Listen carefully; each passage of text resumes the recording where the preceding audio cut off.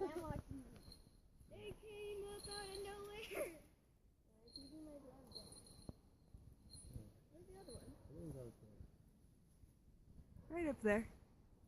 Oh, there he is. See. They both see. Okay, who's got the gloves? I do. You got. I do. So if you face that direction, and if you face this direction, and both of you put your gloves straight out in front of you. Go. And they come from each side, and then just rest them on you. That one. Open your hand and rest them on you. Perfect. And then turn to face the camera. Smile. And off she goes. Well, that was Nevada, of course. And here comes Chili. Hey, Chili. Running leaves. Chili, what are you doing?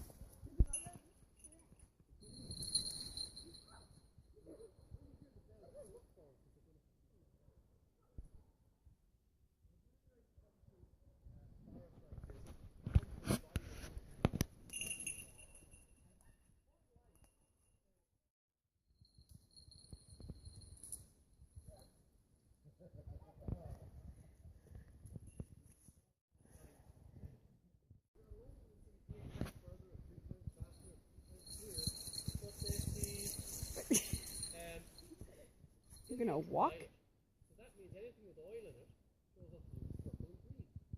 But that white tip on her tail can show up like a neon. I'm going to take her. Actually, what I'll do is I'll do this one first. Okay. I don't have it. Okay. Like that. Okay. Good girl. So this is Arizona. She's turned around to see what? Who's got food? Arizona apparently likes me. Yeah, she hangs out. So the thing is with Arizona is that she's not spooked by things like going out of gates and things like that.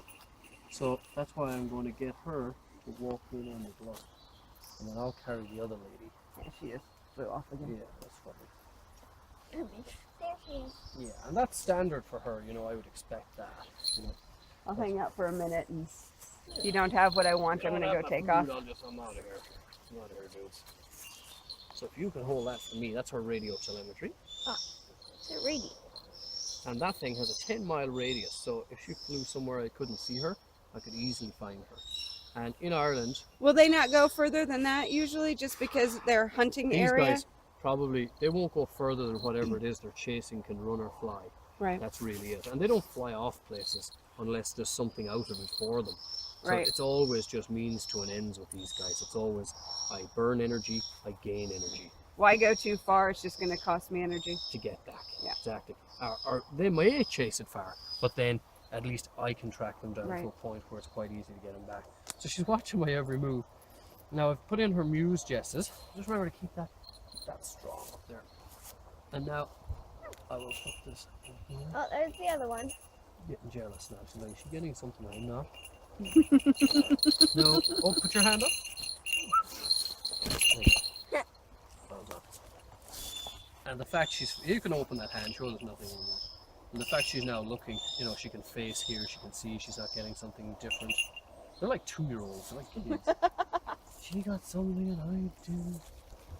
Not fair, Mom. Yeah, not fair, Mom. So then I'm just going to tether her to you. And this is how we do a falconer's knot, guys. Remember, you only have one hand, right?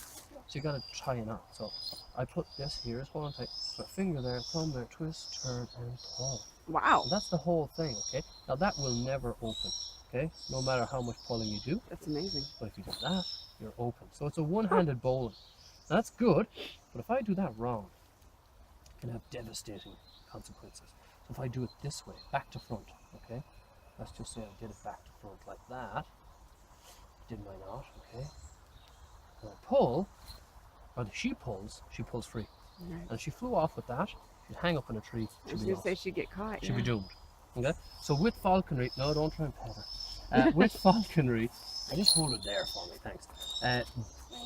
It's a very steep learning curve, Mm-hmm. and mistakes can have small mistakes can have huge consequences. So when you're being trained as a falconer, it's very important to have a good mentor who'll you know, be basically very, very thorough in how they teach you and show you all the pitfalls before they actually happen to you, Right. which is good. I did falconry for 4 years before I ever got my own bird. Oh wow. Yeah, because I thought, well, I want to really, really make sure it's what I want to do, and because a bird is for life. You know, Right. yeah. So hold on. Well, we are the Falconry at Mount Falcon, and we are their falconers. So we are basically, we're tied to the estate here, and that's our home. And that's really when we were looking to set up. That's what we were looking for, a home for our falconry. And this place, it ticked all the boxes for us. You know? Right. Oh, it's and not just the name. Right. You know, right. But it just the staff, everybody, the owners are actually into hunting, fishing, that kind of stuff themselves, outdoorsy people. So that's what we wanted to meet. We didn't want to meet a load of kind of executive people. We wanted people who were actually into the whole thing themselves, and they do. That's what they're into. So. It's an incredible estate. I mean, we walked into the lodge and just like, I could live in this. You know, it's so big and open and has everything. And I'm hoping we can get around the estate. Here's Leon out. How are you guys? Yeah. How you doing? Hoping we can get around the estate a little bit more. Hopefully the rain will move off. Yeah, and but explore, as you were saying, it's just with the trees and stuff, you will be quite sheltered. Now it's about 3.5 kilometers around, which is about 3 miles, right. just under 3 miles. You can go the whole way around. You'll go by the lakeside. There'll be a barking dog in the far corner, and then you'll continue down, and you can come out and see the little islands and the ducks and all that. And that thing has trout in it, stocked with trout. So even if the kids want to catch the first fish, they're quite easy to catch. For someone, a beginner who's never caught fish, that's where you could start them. And then as you kind of, go through your life and you become an avid fisher, you can come to the best fishing river in Europe, you know what I mean, which is the Mayo here. So then you can come round. You've got the what do they call that one down there, Leo? What's that? The far end of the house is the courtyard, isn't it? The courtyard, you come up by the courtyard, and then there's a kind of a little barbecue area here, and there's like a little playground kind of a thing as well there as well. And they have the driving range and everything, which in the summer we used to kite the falcons. Oh. So to get the falcons, to train them to go high, you put up a kite and you put a lure at whatever distance up on the kite, and then you release them and they go, oh, there, and they go up, and it's how you exercising fitness training a falcon. It's quite funny, yeah. People are going, what are they doing with the kite?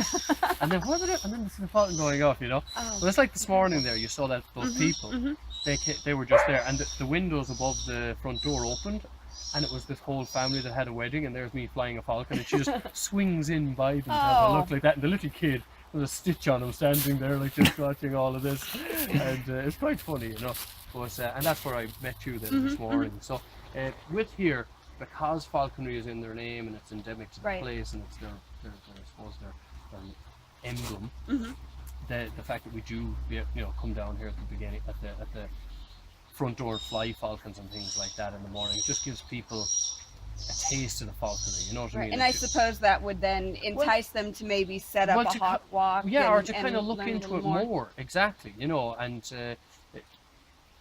basically we eat, breathe, sleep falconry. So everything we do is, falconry based. So anyone can stop me in the street and talk to me, I'll talk the hind legs off for the falconry, because I just, in my spare time I do falconry, So yeah, no, it's great, and it really works well with here. And the trees, some of the trees here are older than the actual house itself. Right. There's a blue spruce down there. Just as you're going down, there's a massive big tree, and it's 30 years older than the estate was built. Wow. And that house was built in 1886. So in 1850, that tree was planted. Wow. So there's a lot of history here. It's stunning. It's a stunning estate, and this was. I have no words at the moment. This was just incredible. Good, it was I'm glad. an amazing Thanks experience. Again. Thanks very much so for coming to see Jason. us. Yeah, and thanks yourself, sir. Oh yeah, excellent.